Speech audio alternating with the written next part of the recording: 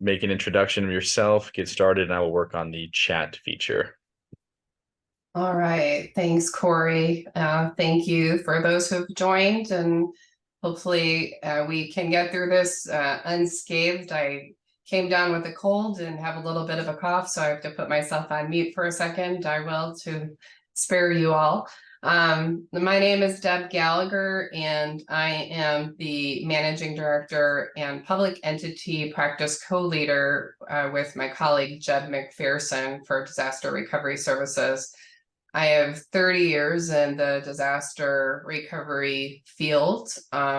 Started my career working as a CPA in the insurance side, and started to work a lot in the public entity sector, and ended up becoming a FEMA specialist, baptism by fire. And so I creatively say that I speak two languages. I speak insurance and FEMA, and believe that if you can put together a FEMA claim, you could answer any claim that's out there for insurance, because FEMA has a little bit more strict regulations. So we're going to dive into some information that is going to give you an overview of FEMA, a little bit about how FEMA interplays with insurance, give you some tips and tricks, probably bore you a little bit, but hopefully give you some good information to take away. As Corey said, this is very timely.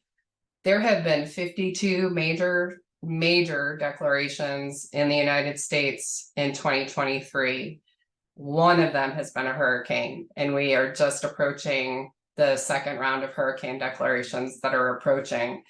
There have been 13 flooding events, 25 severe storms and winter storms, and severe fires, and even an earthquake. The disasters are definitely plentiful. So with that, I'm going to start the slides and provide you the overview. So FEMA is kind of a unique opportunity for entities that qualify in the sense that FEMA is a means of last resort and fits into the recovery model in the puzzle that we have with in the disaster field. First and foremost, entities that have sustained damages would go to their primary insurance coverage, and sometimes if they have excess insurance above and beyond that, they go to those first. And then you have FEMA that can come into play to pick up where insurance may have gaps. And FEMA is a unique opportunity because they're not there to pay for anything that should be paid by another party, but they are there to help bridge the gap for entities that may not have proper coverage in place, or couldn't afford proper coverage, or have deficiencies in their policies. And those of you on the call who might be going through insurance renewals today know that the insurance market is quite strict and very competitive right now, and not in the favor of the policyholders, much more in the favor of insurance. And so FEMA's role is to address uninsured losses. Uninsured losses could be insurance policy deductibles or self-insured retentions, policy exclusions. So if there's pure exclusions in your policy for asbestos or mold or any other type of exclusion for outdoor furniture or outdoor landscaping, whatever the exclusion is.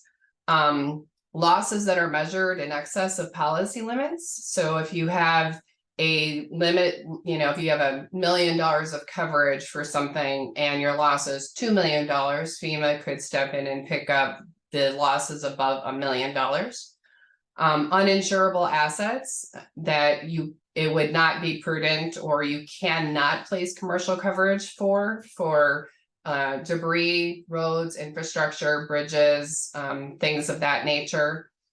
Oftentimes on the schedule of values, some locations may be inadvertently omitted from the schedule of values, so commercial insurance may not get kicked in if you don't have unnamed location coverage. And so that could be something that FEMA can pick up. But FEMA also offers a lot of more opportunity in the sense that they don't want to pay for things twice. And so they would like to offer mitigation or resiliency opportunity, and they have a special program from that. And we'll go through a lot of these topics as we go through the slides. But these are kind of the triggers for how FEMA steps into this recovery puzzle. And so, as I said before, they are not there to pick up and add to, but they're there to supplement where you have shortfalls. One of the things that you'll notice here is the asterisk on the deductible. Because FEMA doesn't want to pay for things twice, and they have rules surrounding that we'll get into, they usually don't want to pick up a deductible in the second same peril event. So if you had a flood event and you had $1 million of loss, in the next one and you had a $200,000 deductible, they will not pick up that $200,000 deductible at that same location in the next round. There are some strategies on how to work that deductible to locations that weren't in a prior event, but just keep that in mind. So FEMA has rolled out a comprehensive program delivery process. And as you can see on the left, it is pretty tedious. There's a lot of steps involved. There's a lot of participants involved. And we're going to try to simplify it for you into 4 primary phases and focus on the key milestones within this process.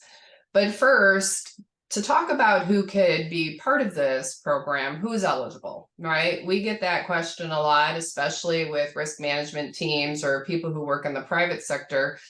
But FEMA is fortunately only there for public assistance. And so they do not work for for-profit entities.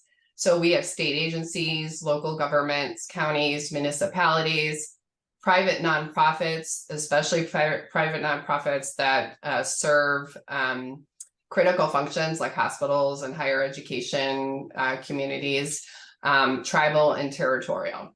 And so in order to be eligible for public assistance, you have to fall into a nonprofit, non-for-profit category. So in working through these, and state entities get a little bit more leniencies than the other local governments and private nonprofits. And so we'll walk through a couple of those tips and tricks as well. So when a disaster is imminent for a declaration, when the president sees that there is a disaster out there, like Adelia, there could be a FEMA declaration looming, but there are some hurdles that have to happen within each of the states and counties in order to trigger a declaration. And so in order for FEMA to gather that information, they do what's called a preliminary damage assessment. And so FEMA likes to use a lot of acronyms, and so I'll equate that to what they call the PDA, the preliminary damage assessment. This is when they go out and they interview entities that were in the impact zones after an event to get high-level information about what damages were sustained and what types of damages. Was it debris? Was it emergency work? Or was it permanent work? And we'll get into a lot of that later. Once that is gathered, there are triggers within each state, thresholds, monetary thresholds that losses need to exceed in order for a state to qualify for public assistance, and therefore counties on an individual basis. Sometimes you'll see an event where a county, certain counties are only declared. Sometimes you'll see the whole state declared. It depends on where the impacts were and whether or not losses were enough to trigger that. And if it is enough to trigger it, it becomes a declared event and it gets a major declaration designation. So if you see a 4-number sequence for an event, and the letters DR in front of it, that is a major declaration. And you'll see that these color codes, the A is for applicant, R is recipient, and F is for FEMA, and who participates at each of these levels. The applicant is you, the agency that would apply for public assistance. sometimes synonymous with the term subrecipient. FEMA tried to call the applicants subrecipients, but the nomenclature has been in place for so long, we just say applicant. So an entity is the applicant. The state who administers the grant, so the applicant applies for the grant, the state administers the funds. And so when money is obligated to you, the applicant, after you go through this long process, the money resides at the state, and the state has to distribute those funds, and they have a grant management system, they do that. Now we'll get into that a little bit. But once the declared event happens, it's not that you're an automatic applicant. You have to apply for public assistance. And that is when you submit a request for public assistance, which is due within 30 days after the declared event. And I'll have a little snapshot of these time-sensitive things for you on the next slide. But that request for public assistance is critical because it tells FEMA who you are and what losses you had and why you need this assistance. And as you go through, and once you become an eligible applicant, that's where all the fun starts, and all the gathering of the information and the the going through each of these stages. I'll walk through some of these a little bit more in detail because this could be a little tedious, but essentially all the white areas are all leading up to when you start to get into the details of your damages and the impacts to your facilities and your eligibility, and gathering your scopes of work and presenting your documentation and going through compliance review. And FEMA sure has come up with a lot of steps to do so. And so we're going to try to help highlight what those are for you and go through each of those together. As you start getting into the blue sections and the darker blue sections, that's when it phases out of FEMA and moves into the state's queue, where the state starts to manage the funding and has reporting requirements for reporting on a quarterly basis, and you can request for funds to be drilled down as you spend money. And so the state process kind of goes through that part. And like I said, we're going to take these kind of 4 phases and go through them more in detail. So I'm not going to spend a lot of time here. I'd like to get into more of the detail there. But this is a really good overview of the process steps and why FEMA can make things a little bit more complicated sometimes. Here are those key dates in public assistance that this is a great slide to keep handy if you are ever part of a declared disaster. But the one thing that is kind of cool here is that when you talk about insurance and FEMA working together, a lot of times in our experience is that entities tend to isolate those 2 roles. Risk management tends to focus on the insurance claim, and emergency management seems to be focused on the FEMA claims. And there should not be a designation between the 2. There should be one claim, one effort to service 2 functions. And like I said, if you can put together a FEMA claim, it will satisfy any insurance claim that you could submit. And so the left side of this does talk about what you should be doing throughout the process on, insurance. You should be submitting, your information to insurance. The one thing about insurance that's different than FEMA is insurance will give you cash advances. So you'll want to draw down cash advances against your losses while you're starting to do work. And creating those one packages while you're working with FEMA, like I said, it streamlines the process. So we talked about the request for public assistance, which is the RPA, which you have to do 30 days after the event is declared.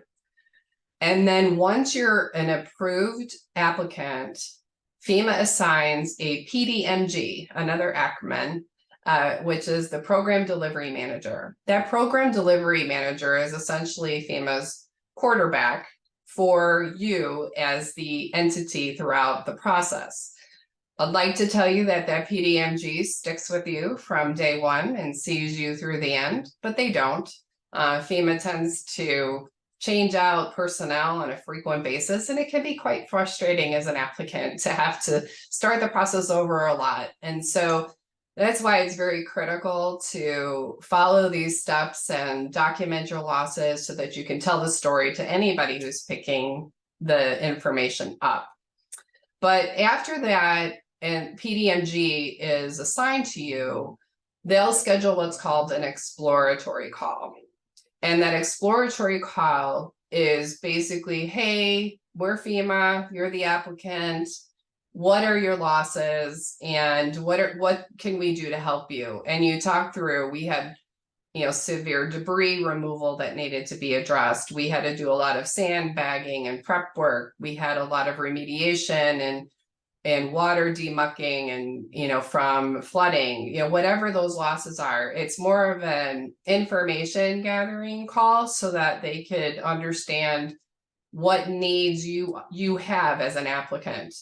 And during that time, they have 14 days to schedule what they call a recovery scoping meeting. This is where you get a little bit more into the nitty-gritty about your losses, the impacts you had, the number of locations, and what your overall financial value damage was. I can tell you from experience that the time period between request for public assistance and that recovery scoping meeting in no way, shape, or form is enough time for you to be able to answer all of FEMA's questions. And so FEMA, if you are in that situation, do not feel intimidated to tell FEMA, take a breather, let us get our ducks in a row, because I can tell you that you're still probably in the emergency phase at this point. The good news is while they'll push you for a lot of information during that recovery scoping meeting, you have 60 days from that date to report all of your damages, which is called the damage inventory listing. And so that 60-day window is a regulatory time period. So if you don't have all of your information during the recovery scoping meeting, it's okay. FEMA will make you feel like it's not, but it's okay. So just keep that in mind, because as you build that listing out, that 60 days is critical. You have to try to identify all of your locations. If you have heavy impacts at all of your facilities, put down every building address you have, because if you don't report it within 60 days, it's difficult to add things later. You can, but it is difficult to add things later in the process. So keep that in mind as you're working through those steps, but those are critical dates. And then the other one here is a determination memo. And this is not, it looks like it's a timeline, but it's more just tonight and a reminder that there is another 60-day window. If FEMA determines that something is not eligible, or they determine something to not be sufficient, and they write a determination memo, which is basically a denial or a decision, you have 60 days to reply to that in an appeal. So that's just kind of a tips and tricks, requirement there. Two other important dates are emergency work category A and B must be completed within 6 months. So from the date of the declaration, you have 6 months to complete debris removal, which is category A, or emergency work, which is category B. So emergency work are evacuations, demucking, drying your buildings out, doing cleanup, all that kind of stuff that doesn't have physical debris removal associated with it. There can be time extensions to that 6 months, but 6 months is their timeline. For permanent work, which there's various categories from categories C through G, the most common being E for buildings, is 18 months from the date of declaration. Again, this 18 months can be extended, but if you miss those deadlines to ask for a time extension, you could be in jeopardy of losing funding. So FEMA has a fancy guidebook called the Papa G, the Public Assistance Program and Policy Guide. The current version is version 4. It came into effect on June 1 of 2020. You can find it at FEMA.gov. And it basically provides you all of the policy language and everything that you need to understand to follow FEMA's guides. It's a lot of information, but if you want to put it under your pillow and learn from osmosis at some point, you can do that. But it is a good tool to have at your fingertips when you're working through things. We can tell you that FEMA is stretched thin these days, and the individuals who are sitting on the other side of the table might not be as trained as they should or tend to be green lately. And unfortunately, knowledge is power. So knowing that this program guide is out there can be your friend in the event that you are having any obstacles with any of the people. So we talked about becoming an eligible applicant. So that's when you do the request for public assistance and you get approved as an applicant. That's the first hurdle in the pyramid. I can tell you that some private non-for-profit companies have a harder time becoming an eligible applicant and have to jump through a lot of hoops to get approved. So that's why that's on the base, because once you become an applicant, it's pretty easy to get through. And as you can see, cost at the top is the smallest one, because that's probably where FEMA pays the least emphasis in terms of what the costs are. You have to have eligible facilities, meaning you have to own and operate them from a legal responsibility, or lease and have to maintain them from a legal responsibility. So facilities are all driven by your legal responsibility. If you don't have the legal responsibility, FEMA may deny them. A few years ago, FEMA put this immediate threat. It never used to exist in the pyramid. Immediate threat is where FEMA hangs their hat on for emergency work projects from an eligibility standpoint. They want you to prove and demonstrate that an immediate threat existed, and that's why you incurred the cost. So for example, with debris, you had debris monitoring roads that were, closing off roads that you can't gain access to. That was an immediate threat, especially if you're a hospital and you can't get to there, or you have schools that you can't get school buses through, right? So that's an immediate threat to the life, health, and safety of your community or your students or faculty or staff. Same thing with category B. If you have a building that has had asbestos, it's an old building that had asbestos in there and it gets flooded, that asbestos becomes activated. It's an immediate threat. You need to get that, contain it, get it out of your facility. So immediate threat is very important. And then the work is the scope of work to put you back the way you were or to make yourself more resilient. And then cost is cost. And as long as cost can be demonstrated as fair and reasonable, FEMA's not going to be too picky about the cost. Some recent policy changes that are really interesting is the small project threshold for FEMA was recently raised to $1 million. For context, if you're not familiar, the prior limit was about $136,000. So it jumped from about 136 to $1 million. FEMA decided that there was the 80-20 rule where 80% of the value was in, 80% of the value was in 20% of the cost, or 20% of the projects. And so they decided to raise the threshold to $1 million because most projects are below $1 million, believe it or not. And so these small projects go through the system with a little less scrutiny than large projects and tend to get paid faster. And so that is something from a strategy perspective, when you're putting together your damage inventory, is to try to group locations together from a logical standpoint that would stay within the $1 million because they don't get scrutinized as much. Anything over $1 million has to go through what's called the OLA review, which is the Office of Legislative Affairs.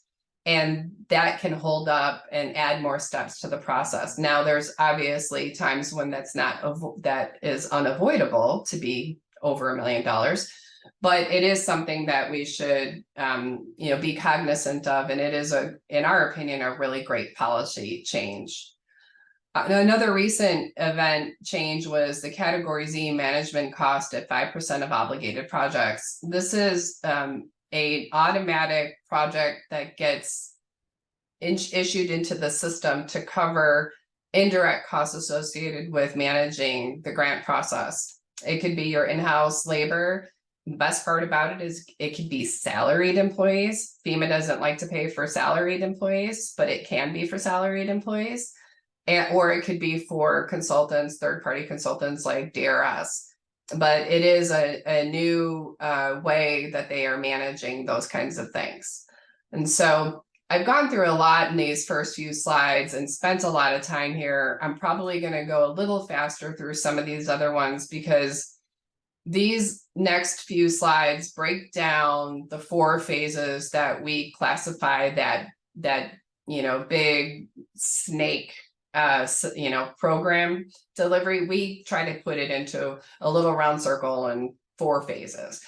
There's a lot of content here, and for the purpose of time, we are sharing these slides out to those who participate, and so this information will be at your disposal. So I'm not going to read them and regurgitate all them, but I wanted to just walk through these. And so we've simplified the process. We think there's 4 phases. You're either through the emergency response phase, you're in the scope and damage assessment phase, you're proving it up and supporting it, and you're settling, closing out, and getting paid. That's essentially the 4 phases that we have in the system. So phase 1, emergency response, you can also do this for pre-planning purposes in preparing for an event. So you don't have to be in response mode, you can actually be in planning mode. One of the things is from a disaster recovery standpoint, in trying to assess damage and manage funds coming in, is to coordinate a command center with personnel and a flow chart and a system for the information distribution so that there's constant communication. We'll walk through that a little bit. There are opportunities for you pre-event to identify and pre-position contracts with various emergency response vendors, debris removal contractors, remediation contractors, even vendors who could do certified hygienists that can come out and do moisture mapping and things like that. Having those contracts in place prior to an event can save you a lot of time and money. FEMA frowns upon time and material contracts after a 72-hour period, unless there's a lot of bells and whistles in them to have not to exceeds and a lot of different contracting attachments to them. So it is better to have those pre-positioned contracts. In the event that you don't, in your emergency response phase, that's where you're going to want to focus first. Reviewing your procurement policies to determine if they're FEMA compliant is going to be critical. FEMA places more emphasis on procurement today than they have ever in my career.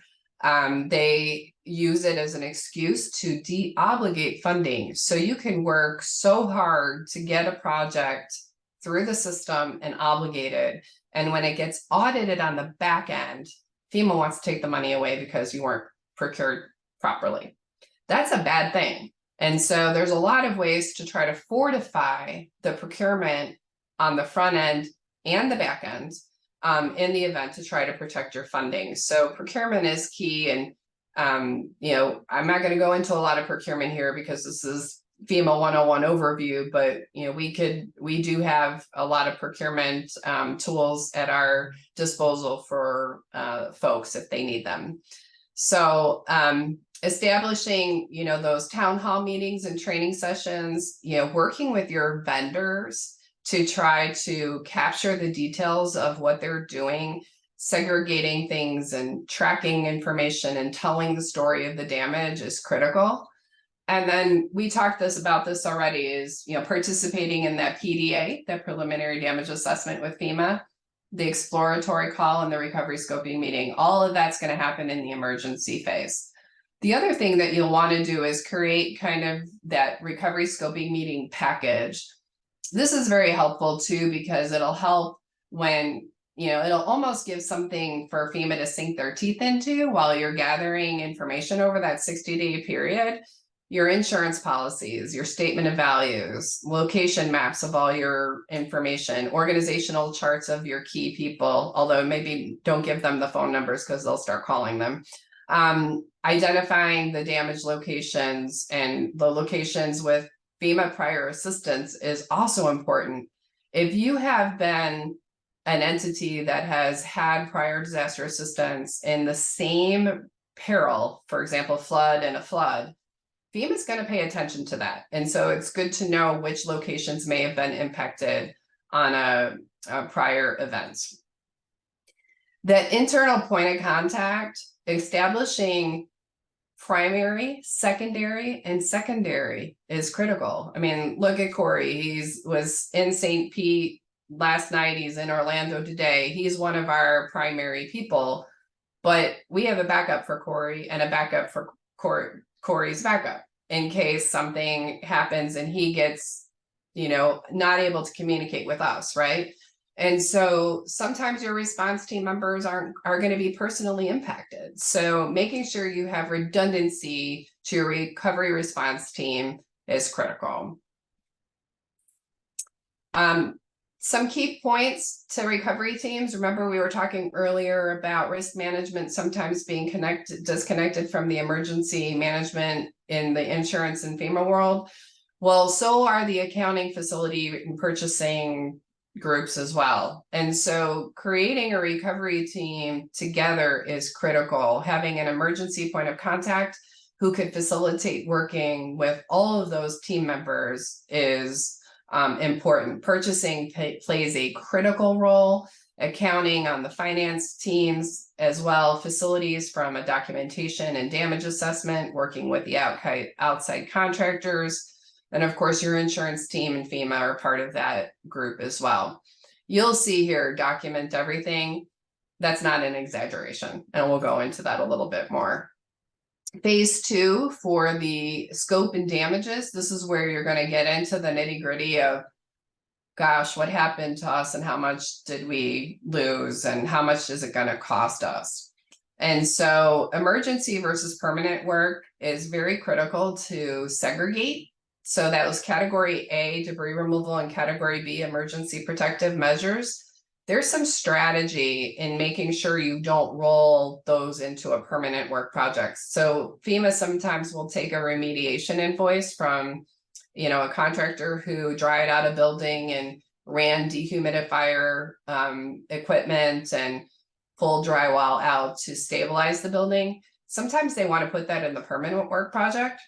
But because of the insurance market today's and the premiums associated with it, it can be detrimental to you as an entity to do that.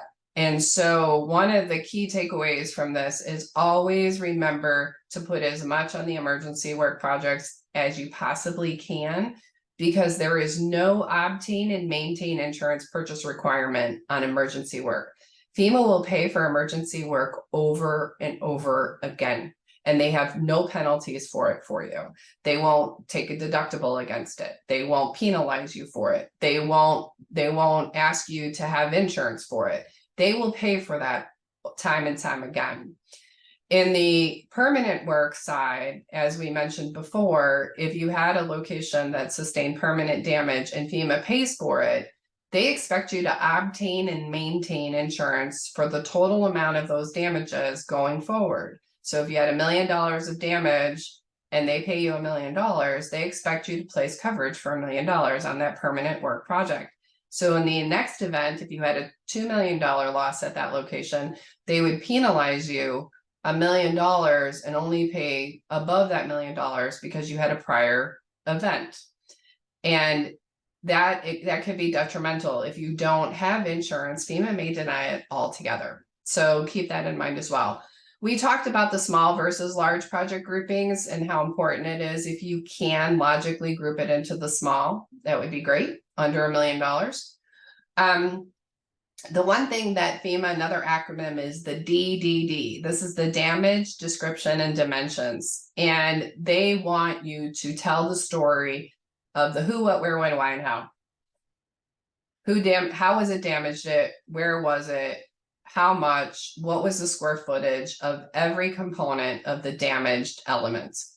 And where we find a lot of remediation contractors and a lot of other vendors deficient is in that scope of work.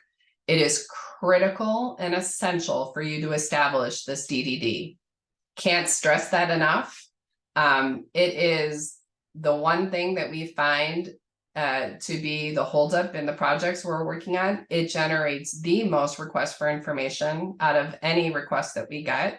And so doing the due diligence on the front end is essential in order for you to get your projects through the system.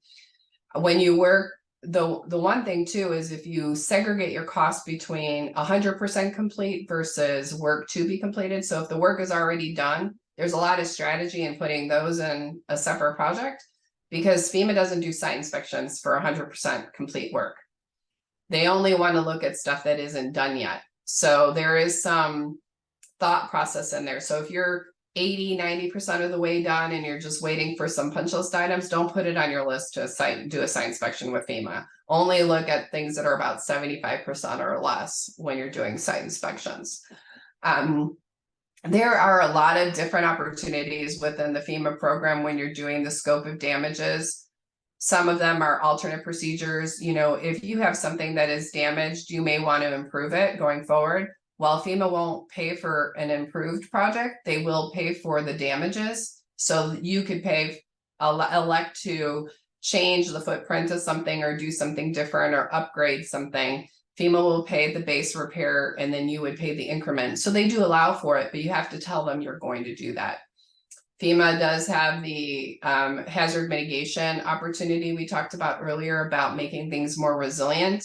If you have damages and there's a way to make something stronger, they have rules and regulations about, there's different criteria that would be eligible, but putting floodgates in or flood doors or flood thresholds or, you know, different fasteners on the roof systems to make them stronger, elevating electrical equipment. All those types of things are kind of add-ons to what FEMA would pay over the base repair, and something that you can consider as well. So those are, and then also be aware of your timelines. If you're going to breach those 6-month or 8-month, 18-month periods of performance, you'll want to keep those in mind. This is the real quick tip. You guys can look at this at some point, but for all the locations that were impacted, FEMA likes GPS coordinates because not all facility names and addresses are accurate. So they want GPS coordinates for all of your locations. That can be pretty tedious. So, you know, just keep that in mind.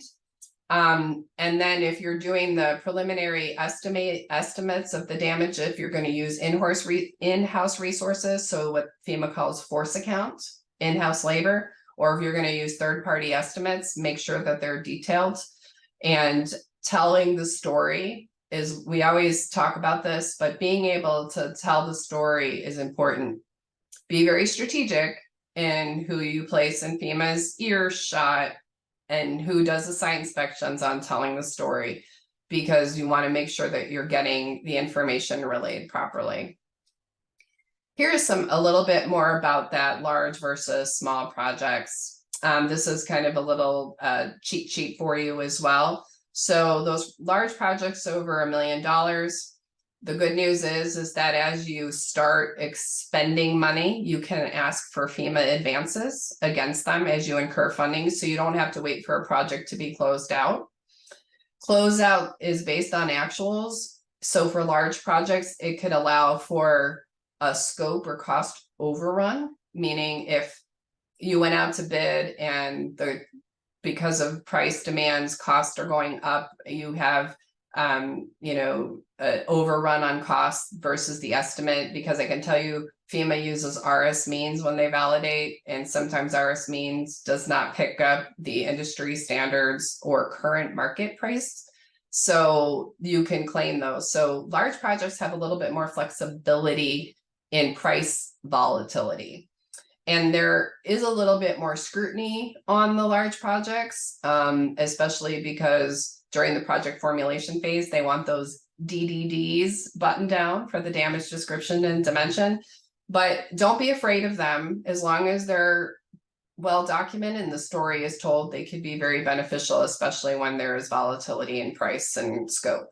For small projects that are available, this is for declared after events declared after August 3rd of 2022, except for a small window of time during the COVID period.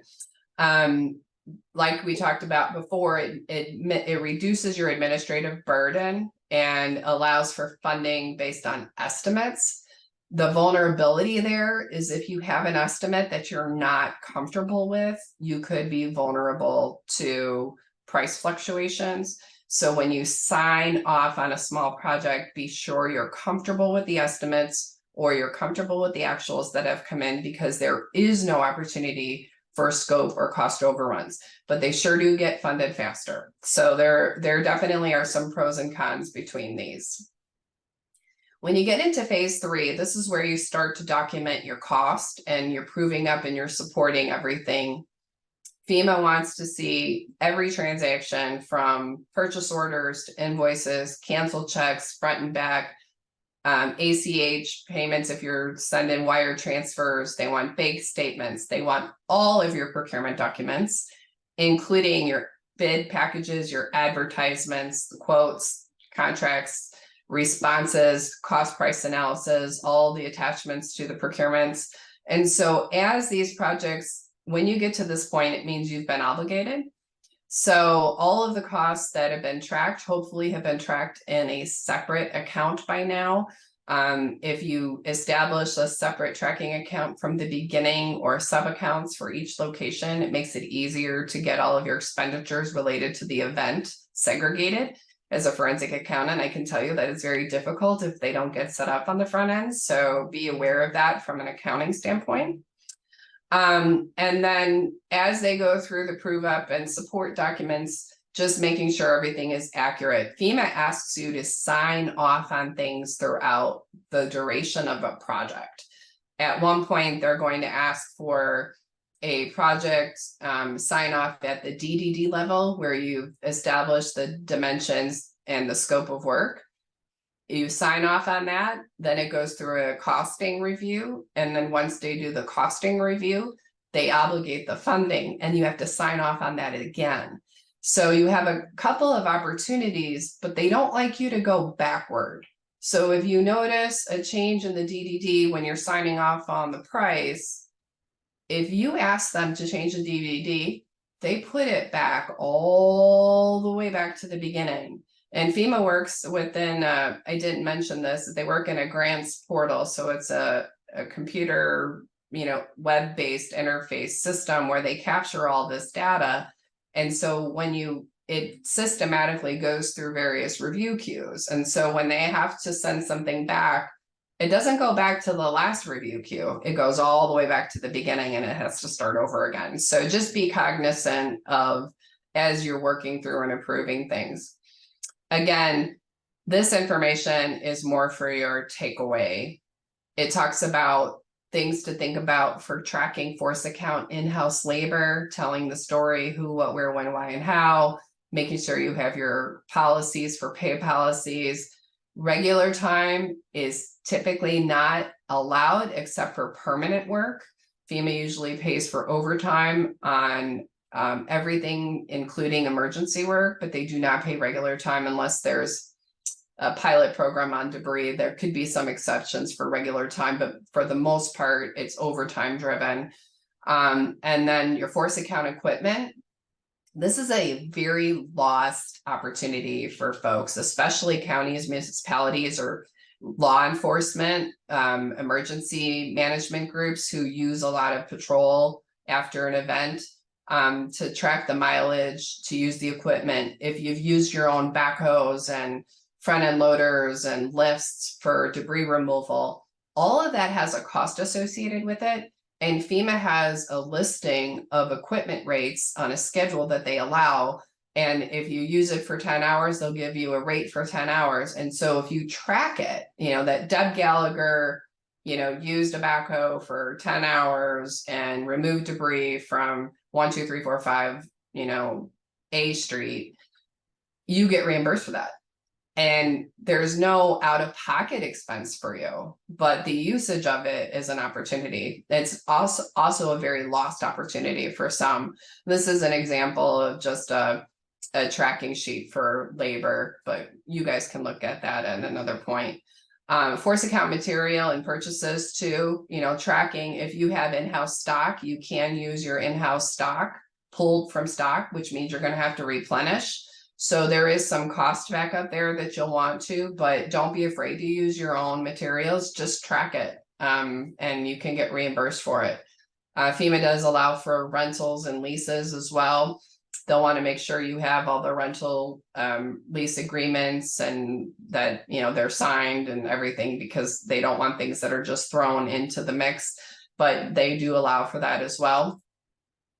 And the bigger part of this is the contract and vendor cost. And as we alluded to previously, procurement is one of the biggest missteps that could jeopardize funding. And it all boils down to third-party contracts. And so, being able to have your contractors help you. One thing we can tell you is never pay your contractor in full until you get the documentation you ask them for, because going back to them after you paid them, they don't want to help.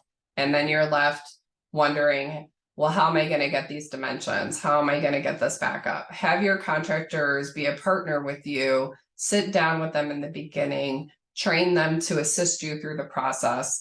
It is one of the pivotal things you can do, and more critical things than probably most anything in this process, is to have them be a good partner with you.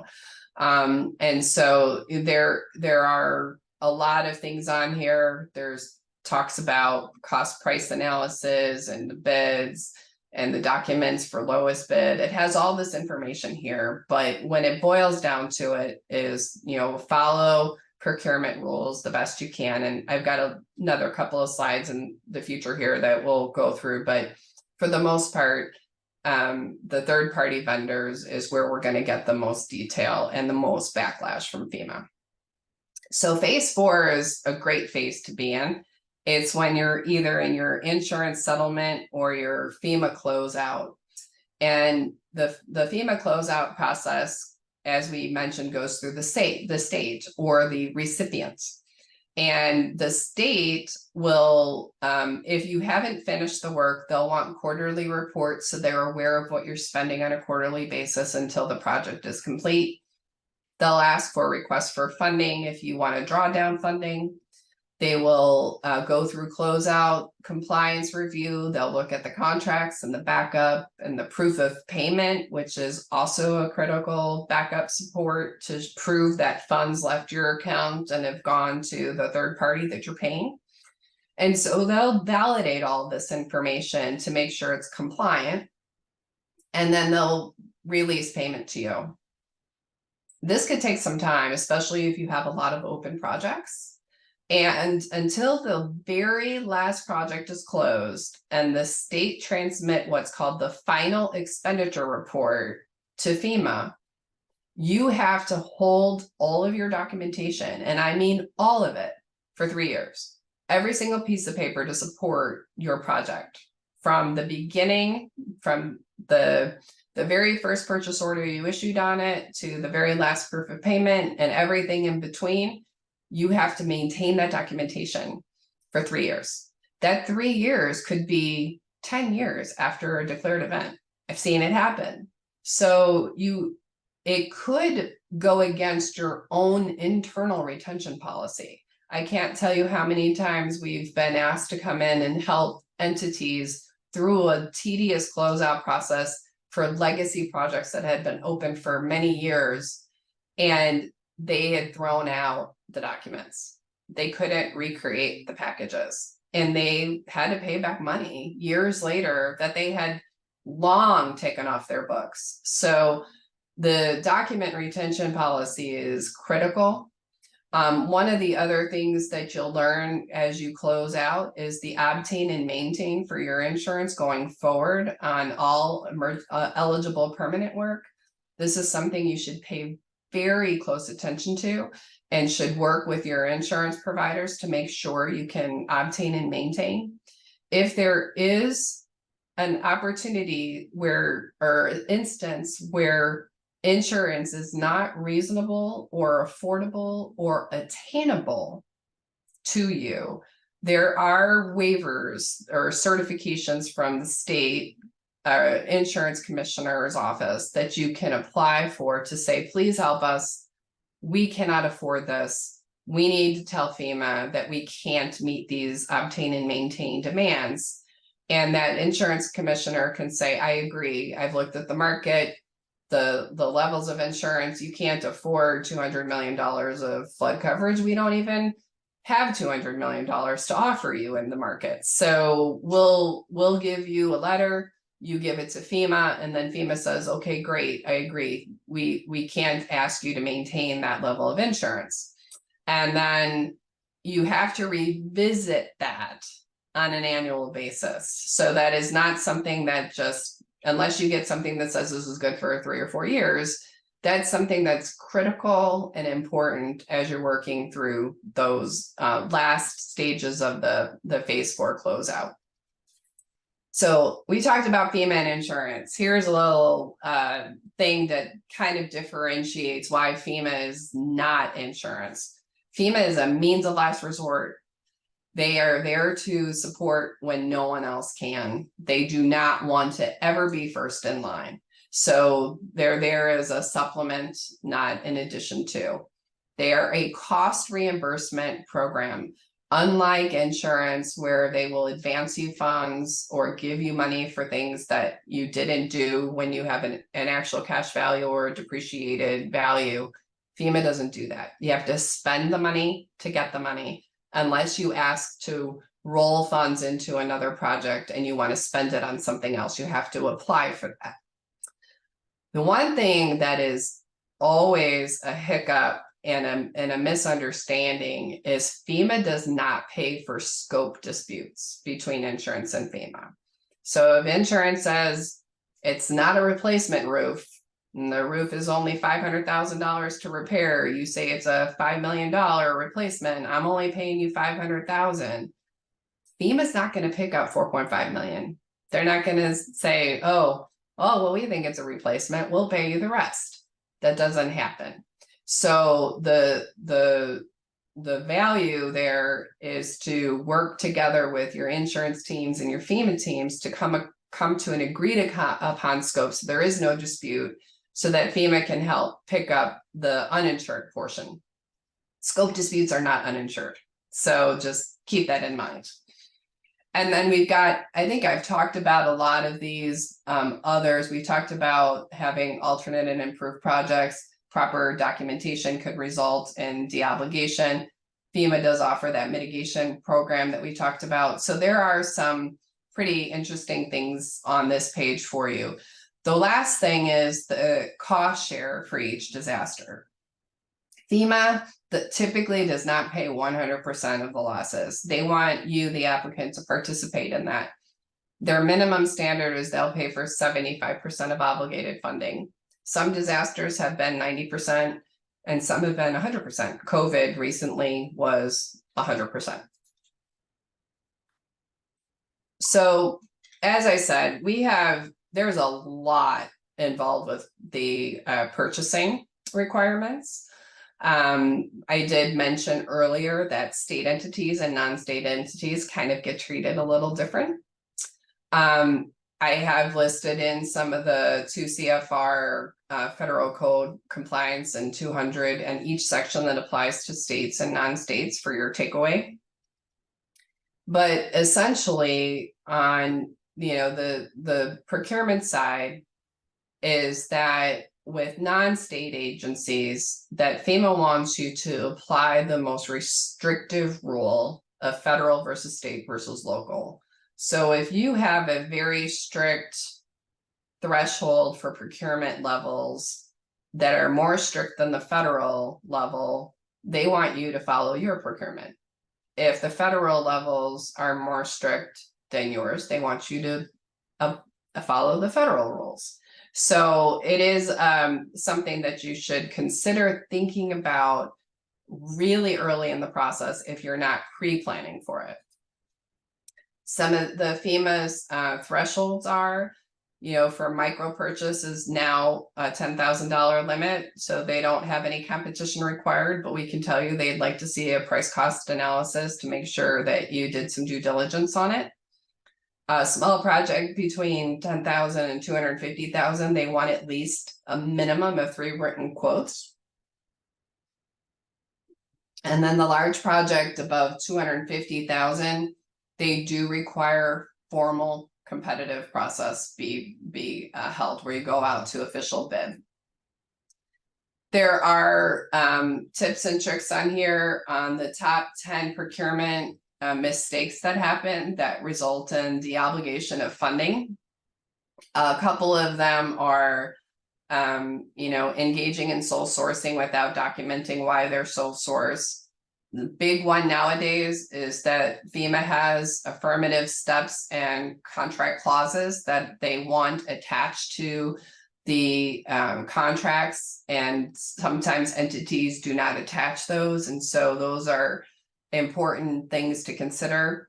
And then one of the other big ones is time and material contracts without a ceiling price, especially on emergency work contracts, to be able to have not to exceed clause in there, because FEMA wants to maintain control on the types of contracts that are let out.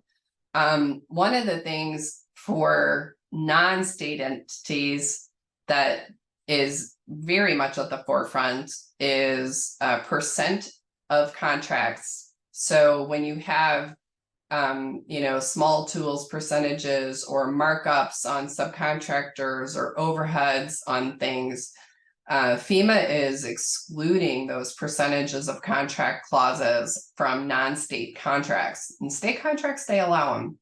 And so if you're working with a time and material contractor, try to see if they could work within some flat rates for some of their overheads or some of their quote unquote markups, because if it is a percentage of a contract base, FEMA is going to exclude it.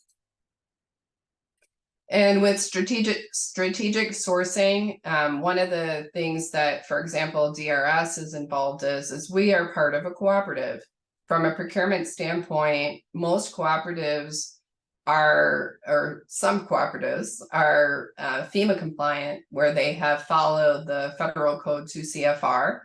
And for example, we have been competitively bid through 3 of our cooperatives, Equalis, HCAC Buy, and Choice Partners. And so if an entity, for example, wanted to hire us, they could become a member of one of these cooperatives. The cooperative has followed 2 CFR, and therefore they could gain access to us or other entities like disaster recovery, remediation contractors like we talked about, or debris removal contractors, or sourced out information there. So just a little bit of just an example of how a cooperative could work. So I think we're right up on the hour there, Corey. So there was a lot of information, and the one thing that I don't want to walk away from is questions. In the event anyone did have questions, you can see our email addresses are on the contact us, and feel free to reach out. Knowledge is power. We've been doing this a long time. Sometimes a 2-second question is all that's really needed just to help you get your thoughts in a row. I can tell you that not everybody needs the services of us, but sometimes you do. So, we're at your disposal, and I am so glad my voice lasted the whole hour, but I could tell it's going out now. So I'm gonna turn it over to you, Corey. Thank you, Deb. Great job. We do have some questions in here. One of them I can answer really fast is, yeah, we're gonna post this recording as well as the slides in a follow-up email with some additional information around procurement. There was plenty of questions there, and we got some past webinars and some information that we'll send out, so you guys will receive that in a follow-up. Deb, you had an interesting comment, or one of the first questions that came through early on when you're talking about contractors and making sure to not pay them until they complete the work.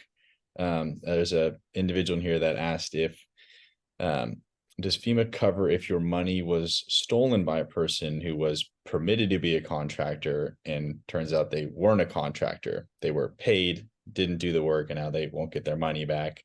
This individual said they did file a claim with their insurance, but kind of figured out a weight on that question, and then you brought up an interesting point too. So I don't know if that's a general answer or a scenario, but No, you did the right thing by reporting it to your insurance. FEMA would not, they won't get involved in third-party disputes.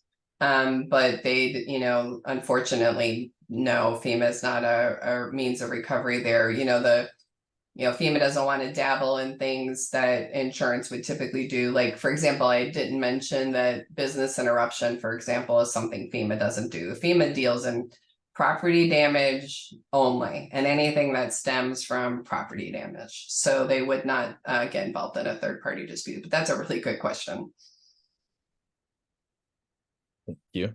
Then another individual had a question around procurement, and it was, does FEMA operate the same way that other federal agencies do in terms of would the federal thresholds or local thresholds apply, whichever is most restrictive? Yes, they do. So FEMA follows Federal Code 2 CFR, just like other federal agencies do. So they do want you to follow the more restrictive policy. Thank you. And then another question was, if FEMA insurance policy has not been purchased by individuals, are they still provided FEMA assistance if their area has been designated as an emergency declaration? I'm not sure if this is specific to like IA individuals or if we're talking entity here, and I'm not able to get confirmation. Yeah, so for an entity, an individual entity, so FEMA does not have a pre-disaster insurance purchase requirement for any peril except flood. So let's use wind as an example. I had a higher education school in Texas that was impacted after Tropical Storm Allison. They did not have wind coverage, and all of their damage was wind. FEMA picked up losses from $1 for the entire school. So every single building that they had, we claimed to FEMA. FEMA picked up the cost. Now, after that event, they had to obtain and maintain insurance for wind coverage at those facilities, which they gladly did because they saw how much FEMA stepped in and helped. But they did do that. Now, if it had been a flood event, FEMA thinks that the NFIP, the National Flood Insurance Program, is the most reasonable and affordable insurance that you can obtain for a flood. It's probably not the most coverage available, but they believe that that is what you can afford. And so let's say that same school district or higher education school, if their facilities were located in a special hazard flood zone, which is a zone A, FEMA expects you to obtain and maintain at least the limits of insurance up to $500,000 per building for building and contents. That's the maximum you can get. So if you had that coverage in place, FEMA wouldn't penalize you.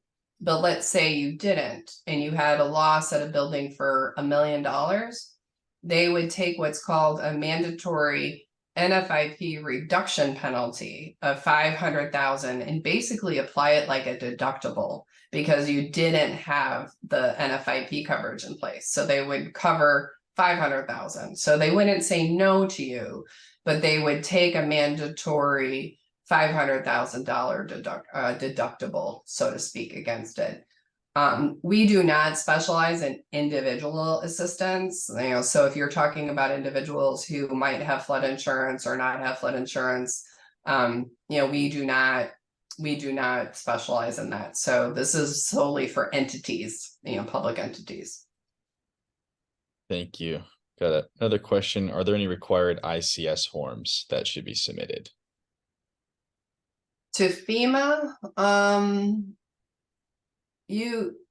all of the, and I'm assuming the ICS forms are for the insurance. That's the only information I've got on that question. Yeah. If it is the There's been a insurance, request for the ICS 214 form. They just chimed in. Activity logs.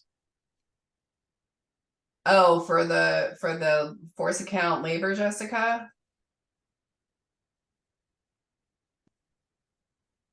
I'm not sure. Yes. Exclamation Yeah. point. Yeah. So you for force account labor, in-house labor, you can fill out your own form or use your own tracking device. The only thing that you need to do is tell the story of who, what, where, when, why, and how. So Deb Gallagher worked on this date for this many hours, triggered this much overtime. My hourly rate is this, my fringe benefit is that, and I performed these activities related to the damage. So I, cut 2 feet of drywall, or I removed 100 cubic yards of debris, whatever it is, whatever the description is. So they do use that form. I probably forgot the name of it because I haven't used it in so long because we use our own forms, but it is a requirement to submit in order to get the labor. If you pull your documentation from your payroll records or from like Chronos or any type of reporting stuff, or any place that you pull labor from and can extract it into Excel, they're just looking for more detailed information. And so if you can mimic the type of information that's on the ICS form, you're fine. So it's not a requirement to put it on the form. You can use whatever form you want, but the data is critical. You're welcome. Thank you, Jessica. And Deb, you may be able to see the other question in there, but a common one that, entities, applicants, and consultants deal with a lot is proving maintenance. I think been a FEMA PDMG, that was a very common question we asked applicants, and one you get a lot of pressure from on your leadership to just prove it, right? And that is a very varying scenario at times. So if you could provide some insight there. Yeah, so when you fill out, when you're in the FEMA portal and you're filling out the questions related to damages, you have to fill out what's called the EEI, the Essential Elements of Information. And within that EEI, they ask a lot of questions. Do you own the facility? How old is the facility? Was the facility maintained? And this could be for anything from roofs to culverts to roads to signals to tracks, whatever it is. And when they say facility, they use that term loosely. So in this instance, for the roofs, if you had damage to the roofs, they want to establish a baseline and they want to see if you had pre-existing conditions. And so if you could show maintenance records or evidence of oversight. So not everybody does roof inspections on an annual basis, but you can say if you did have some response, like internal work orders that showed that you responded to, roof situations or you fixed them or whatever, maintenance records are a very strong requirement now for FEMA. But if you don't have them, you can put together statements from your facility group, because let's face it, if you're not having issues, you're not going to have maintenance records because nothing was wrong with it. But you still have to try to show, especially if you have a lot of evidence of patching or anything on the roof. Like, for example, I was up on a roof where a tree was growing out of it. So, I mean, if you have evidence that shows that it wasn't properly maintained, it's a harder hurdle if you don't have the maintenance records. But maintenance records are definitely something that are required on the front end, unless you can provide some sort of other substantiation and due diligence on your part. FEMA likes to use Google Earth a lot. I can tell you that Google Earth, based on history and appeals that we've written for many, many years, oftentimes the date stamps aren't accurate and the time lapse aren't accurate. And so FEMA, for example, I just did one on a roof situation after the Florida storms from last year, and the time stamp was the day after the event. And then they showed one from 4 months prior, and it was the same picture. I was like, well, wait a second. How can this be the same thing? It was just because it populated that way. So FEMA likes to leverage Google Earth to show, lack of maintenance or deterioration, and, push back on that because it's not always accurate. But maintenance records are definitely a hot topic and a hard one to overcome if you don't have them. But there's definitely ways around it if you think through it. Thank you. All right, we're 13 past. Any last questions? Thank you, Sharon. Like I said, we'll send out a follow-up with slides, recording, additional information on procurement. And then we'll keep you guys posted on other kind of sessions that we have going, just trying to do our best to continue to educate and help out when we can. And if you have any questions, respond to that email. It should come hopefully by early next week. I got a couple things going on here, but we'll get it as soon as possible. And once again, Deb, thank you for your time and appreciate everybody joining. And I know I rushed through a lot, but hopefully the slides will be a good resource tool. There's a lot in FEMA 101, so I appreciate everybody's time today. Awesome. Thanks, y'all. Thanks, everybody.